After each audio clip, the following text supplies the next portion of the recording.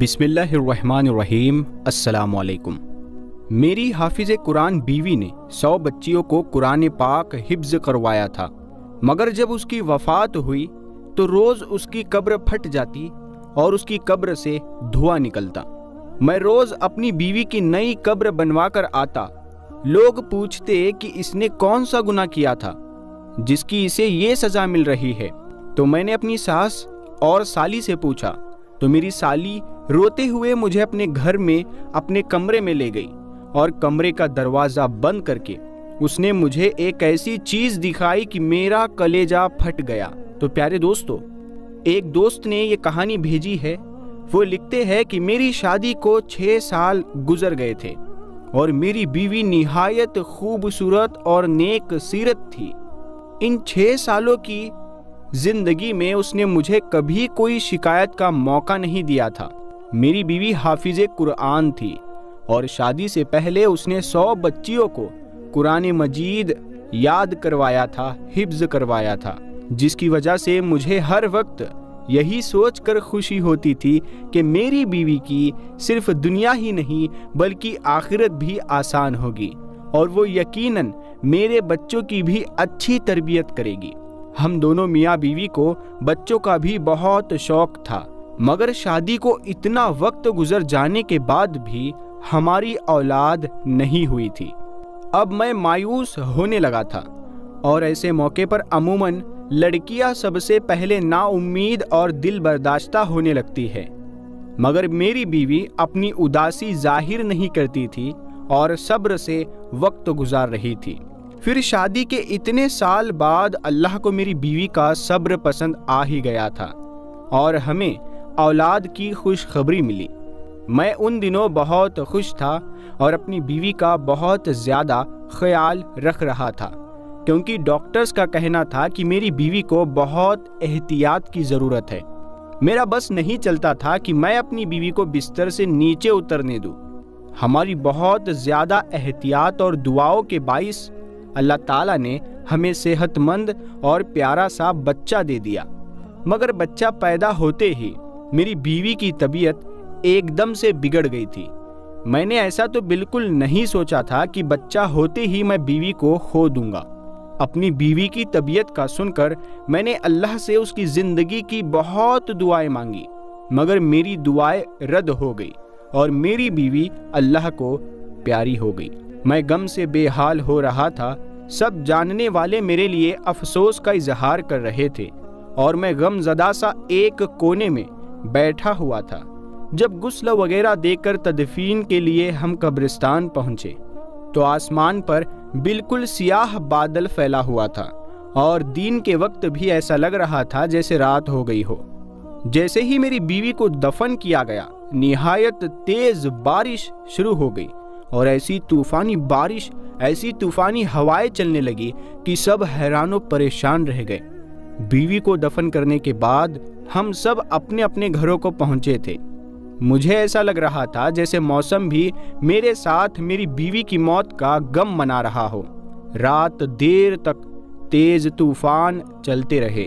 میرا بچہ فی الوقت میری بیوی کے گھر والوں نے سنبھالا ہوا تھا اور وہ لوگ بھی میرے گھر پر ہی رہ رہے تھے، اسی لیے میں بھی بچے کی طرف سے بے فکر ہو کر اپنے کمرے میں اکیلا بیٹھا، اپنی بیوی کو یاد کرتا اور اسے یاد کرتے کرتے میری آنکھ لگ جاتی۔ صبح کے قریب میں نے خواب دیکھا کہ میری بیوی، بدحال سی بیوی، بہت بری طرح سے رو رہی ہے۔ اپنی بیوی کو اتنی بری طرح سے روتا دیکھ کر میں تڑپ اٹھا تھا اور عین اسی وقت میری آنکھیں کھل گئی۔ باہر طوفانی بارش اور ہوائیں اب تھم چکی تھی اور آسمان بھی صاف ہو چکا تھا۔ اب مجھے وہ خواب پریشان کر رہا تھا۔ میں نے ہمیشہ اپنی بیوی کو ہنستے مسکراتے ہی دیکھا تھا۔ اس کا اس طرح رونا، اس کا اس طرح خواب میں رونا مجھے بہت گھبراہٹ میں مبتلا کر گیا تھا۔ میں نے گھڑی پر وقت دیکھا تو فجر کا وقت تھا۔ میں نے اٹھ کر فجر کی نماز ادا کی اور اپنی بیوی کی مغفرت کی دعائیں کرنے لگا۔ ویسے تو مجھے پورا یقین تھا کہ میری بیوی نیک صفت، نمازی اور حافظ قرآن عورت کو اللہ نے قبر کی تنگی سے بھی نجات دے دی ہوگی، میں نے دعا کے بعد اٹھ کر کمرے سے باہر جھانکا تو سب لوگ نماز پڑھنے میں مصروف تھے۔ میں نے اپنے بیٹے کو پوچھا تو میری بیوی کے بھائی نے مجھے بچہ لا کر دیا۔ وہ سکون سے سو رہا تھا۔ میں مطمئن ہو گیا اور کتنی ہی دیر اپنے بیٹے کو سینے سے لگا کر بیٹھا رہا۔ اپنے بچے کو پیار دے کر میں گھر سے نکل کر سیدھا قبرستان پہنچ گیا۔ میں اپنی بیوی کے لیے قرآن پڑھنا چاہ رہا تھا اور کچھ رات والے طوفان کے بعد میں اس کی قبر کی حالت کا اندازہ لگانا چاہ رہا تھا۔ میں قبرستان پہنچ کر اپنی بیوی کی قبر کے پاس پہنچا تو اس کی قبر کی حالت دیکھ کر میرے رونگٹے کھڑے ہو گئے تھے۔ میرا دل صاف طور سے خوف سے پھٹنے والا ہو رہا تھا، کیونکہ جس عورت کو میں نیک اور جنتی سمجھ رہا تھا اس کی قبر پر ایسا عذاب آیا ہوا تھا کہ مجھ جیسا مضبوط سا مرد بھی اندر تک دہل گیا تھا۔ میری بیوی کی قبر پھٹی پڑی تھی اور اس میں سے دھواں نکل رہا تھا۔ وہاں اتنی تپش تھی کہ میرا وہاں کھڑا ہونا مشکل ہو گیا تھا۔ کوئی مزدور بھی میری بیوی کی قبر بنانے کو تیار نہیں تھا۔ بڑی مشکل سے مجھے ایک مزدور ملا جس نے مجھ سے 4 گنا زیادہ پیسے لیے اور میری بیوی کی قبر پر مٹی ڈال دی۔ یہ سب اس مزدور نے دور سے کھڑے ہو کر کیا تھا۔ میں گھر پہنچا تو میری حالت نہایت خراب ہو رہی تھی۔ سب نے میری حالت کو بیوی سے جدائی کا غم سمجھ کر مجھے سہارا دیا اور تسلی دینے لگے، جبکہ میں حیران تھا کہ آخر میری بیوی پر اللہ کا عذاب کیوں آیا تھا۔ وہ تو نیک عورت تھی۔ میری نظر میں تو میری بیوی کی ایسی کوئی غلطی نہیں گزری تھی۔ میں سوچ سوچ کر پاگل ہو رہا تھا کہ میری بیوی کی اصل حقیقت کیا ہے، اور جب مجھ پر اپنی مرحوم بیوی کی حقیقت کھلی تو میرا دل پھٹ گیا تھا۔ میرا نام محسن ہے۔ میں اپنے والدین کی اکلوتی اولاد تھا۔ ہمارے گھر میں کل 4 افراد رہتے تھے، میں، میری ماں، میرے باپ اور ایک میری بیوہ پھپھو جو میری دوسری ماں جیسی تھی۔ جب میں کالج میں پڑھتا تھا تب میری والدہ کا انتقال ہو گیا تھا اور ہم 3 لوگ باقی رہ گئے۔ ماں کو کھونے کا غم مجھ پر پھر بھی بہت بھاری ثابت ہوا تھا۔ میری ماں بہت نیک عورت تھی۔ مجھے میری پھپھو اور میرے ابا نے میری ماں کا غم بھلانے کے لیے بہت سہارا دیا اور ہر وقت میرے ساتھ لگے رہتے تھے۔ وہ دونوں کوشش کرتے تھے کہ مجھے اکیلا نہ ہونے دیں۔ میں ہمیشہ سے ہی ان کی توجہ کا واحد مرکز رہا تھا۔ پھر میں بھی کچھ عرصے کے بعد سنبھل گیا اور دوبارہ سے اپنی تعلیم کا سلسلہ شروع کر دیا۔ میں پڑھائی سے فارغ ہوا تو میرے ابا اور پھپھو کو میری شادی کا شوق ستانے لگا۔ میں نے حامی بھری تو زور و شور سے میرے لیے لڑکی تلاش کی جانے لگی۔ تب میری پھپھو کو اپنے مرحوم شوہر کے خاندان میں ایک لڑکی کا خیال آیا جس سے پھپھو کا کافی ملنا جلنا رہتا تھا۔ انہوں نے ہمیں بتایا کہ وہ لڑکی کم عمری سے ہی بہت سنجیدہ اور نیک تھی۔ اس کے والدین نہیں تھے اور وہ 2 بہنیں تھیں اور صرف ایک چھوٹا بھائی تھا۔ اس نے بہت بہادری سے حالات کا مقابلہ کیا تھا اور اپنے دونوں بہن بھائی کو اکیلے پالا تھا۔ حالانکہ وہ خود بہت بڑی نہیں تھی، وہ نمازی اور حافظ قرآن تھی۔ گھر میں بچیوں کو قرآن مجید بھی پڑھاتی تھی اور اس کی دعا اور اس کے دیے ہوئے قرآنی تعویذات میں بہت اثر تھا، جس کی وجہ سے وہ تھوڑا بہت کما کر اپنا گھر چلا رہی تھی۔ میں نے یہ سب سنا تو بہت خوش ہوا۔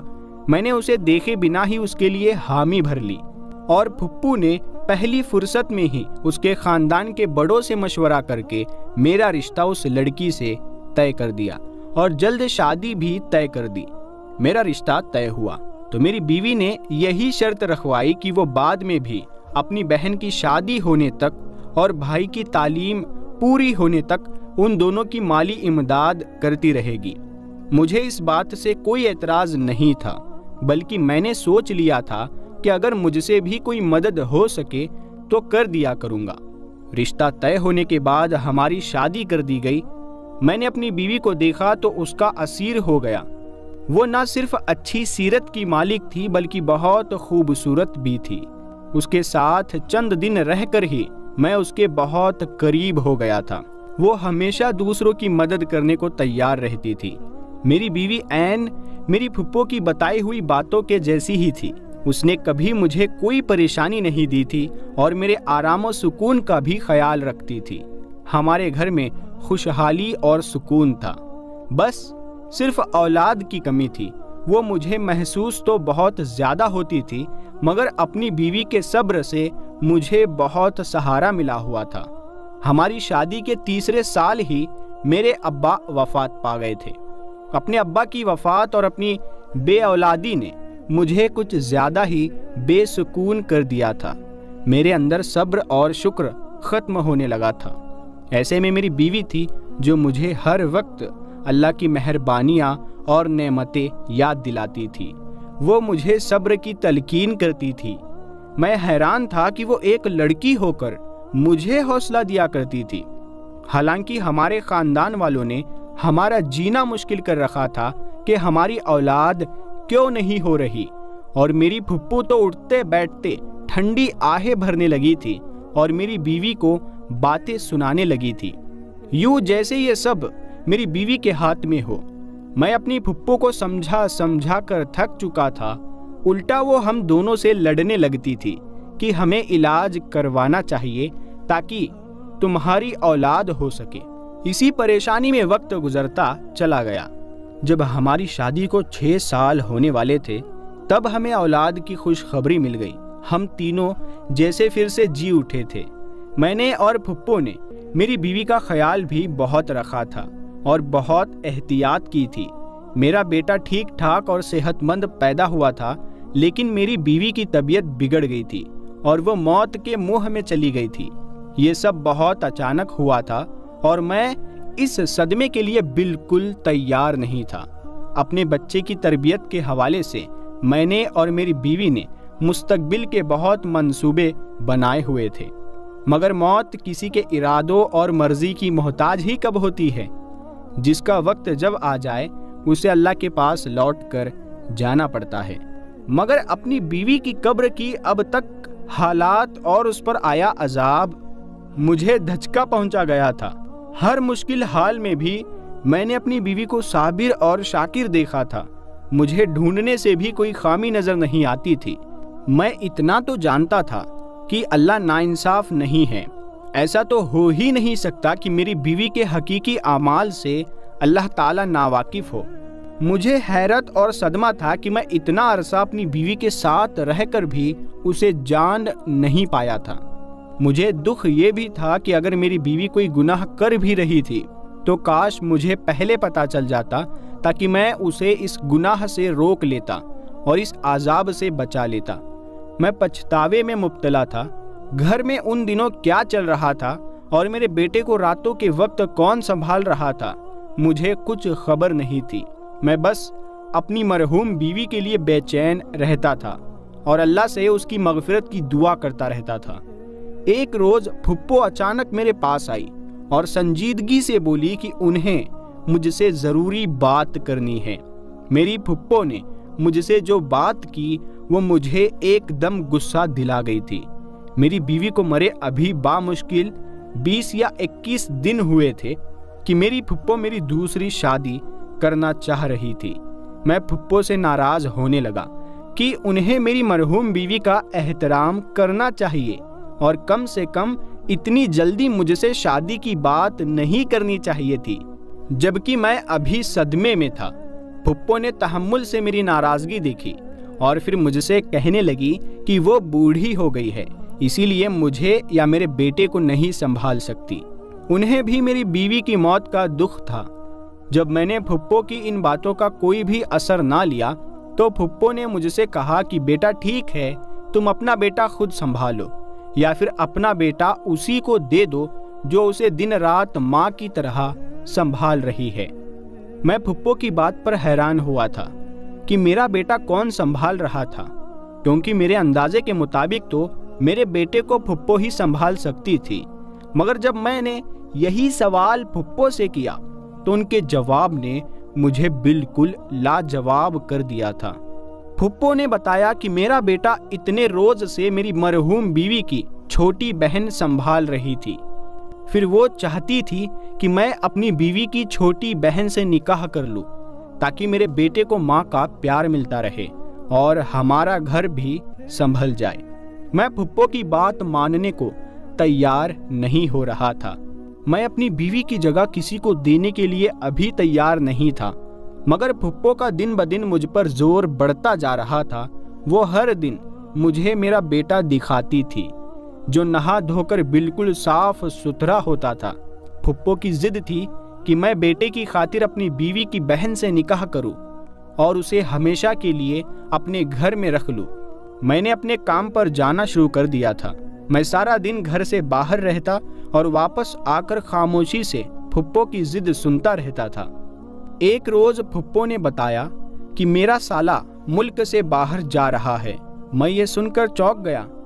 مجھے میری بیوی اپنی زندگی میں ہی بتا چکی تھی کہ اس کے بھائی کی تعلیم مکمل ہو چکی ہے اور وہ نوکری کے لیے ملک سے باہر جانا چاہتا ہے۔ میری بیوی کوشش میں تھی کہ اس کے بھائی کے باہر جانے سے پہلے اس کی بہن کی شادی ہو جائے تاکہ وہ بعد میں اکیلی نہ رہ جائے، مگر اسے کوئی مناسب رشتہ نہیں مل رہا تھا۔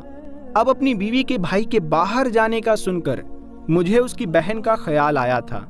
تب میں فکر مند ہو گیا۔ اب مجھے خیال آ رہا تھا کہ اگر میں مزید انکار کروں گا تو میری سالی میرے بیٹے کو سنبھالنے کے چکر میں ساری عمر کے لیے کنواری بیٹھی رہ جائے گی، یا پھر اس کی شادی کر دی جائے گی اور میرے بیٹے کو سنبھالنے والا کوئی نہیں ہوگا، کیونکہ پھپھو تو واقعی بیمار اور کمزور ہو گئی تھی اور ان کی بینائی میں بھی کمی ہوتی جا رہی تھی۔ میں سوچ کر پریشان ہونے لگا اور تھک ہار کر میں نے اپنے پھپھو کی بات ماننے کا فیصلہ کیا اور ایک روز کام پر جانے سے پہلے پھپھو کو جواب دے دیا کہ وہ جیسا چاہتی ہے کر لے، مجھے کوئی اعتراض نہیں ہے۔ میرے جواب نے میری پھپھو کو خوشی سے نہال کر دیا تھا۔ میرے جاتے ہی شاید انہوں نے پیچھے تمام تیاریاں شروع کر دی تھی۔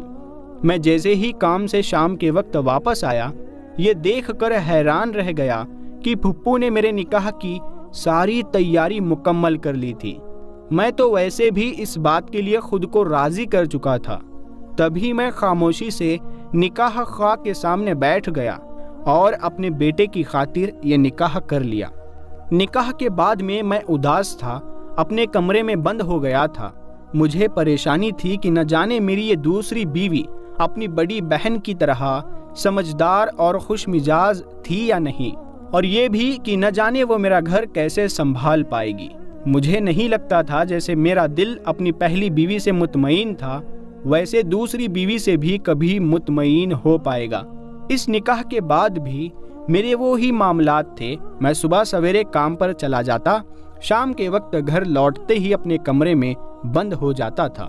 میری دوسری بیوی نے خاموشی سے میرا ہر کام سنبھال لیا تھا۔ میرا کمرہ بھی اب بالکل صاف ستھرا رہنے لگا تھا۔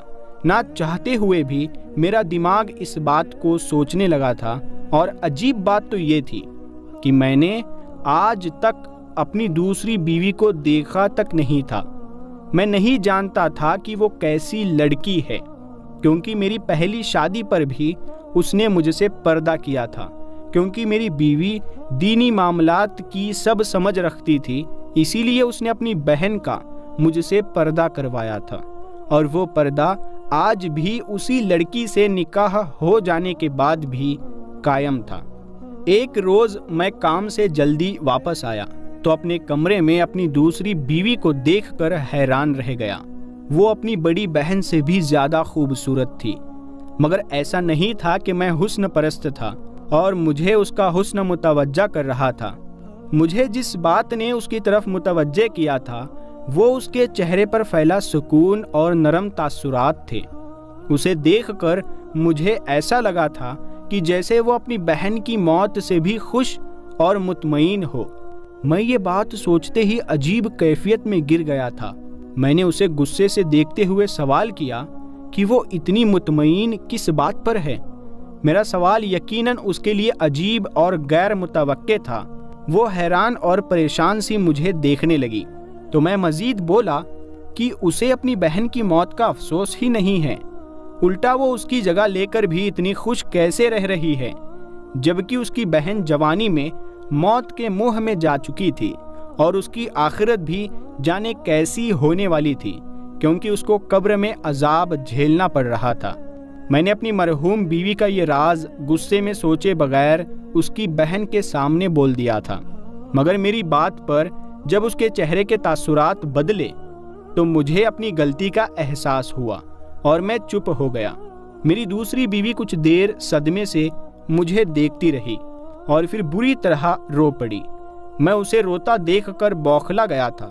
روتے روتے وہ ایسی بات بولنے لگی جس نے مجھے ساکت کر دیا تھا۔